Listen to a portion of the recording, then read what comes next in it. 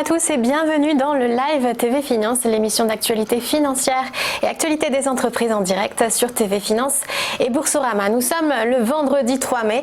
Tout de suite, un coup d'œil sur le programme de l'émission.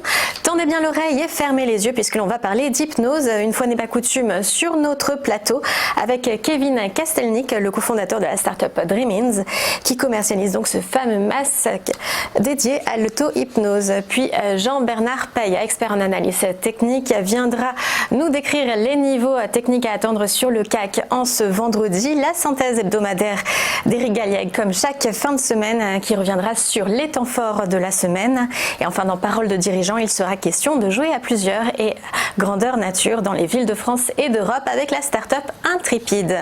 Mais tout de suite, les informations économiques de ce début de matinée. Et cette fois est la bonne. La scierie d'Askeval sera bien reprise par British Steel.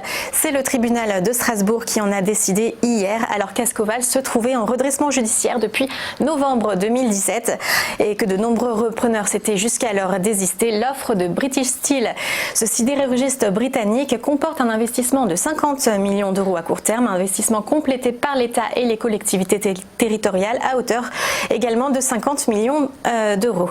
Les 268 salariés devraient tous être réintégrés.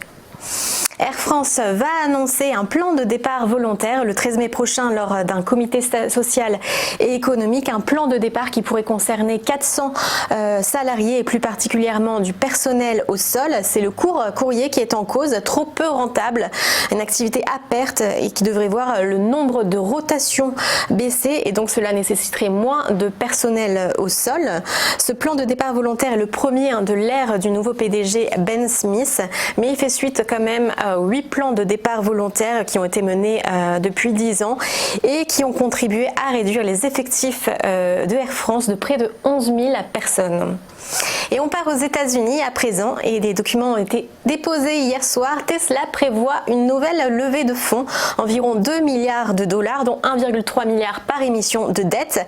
Les investisseurs ne s'y étaient pas trompés. Ils prédisaient depuis des mois que Tesla aurait besoin de collecter des fonds pour financer ses programmes d'expansion, notamment la construction d'une usine à Shanghai ou la construction du prochain modèle SUV. Après l'annonce de la perte de 700 millions de dollars au premier trimestre, Tesla n'avait pas d'autre choix pour poursuivre ses ambitions.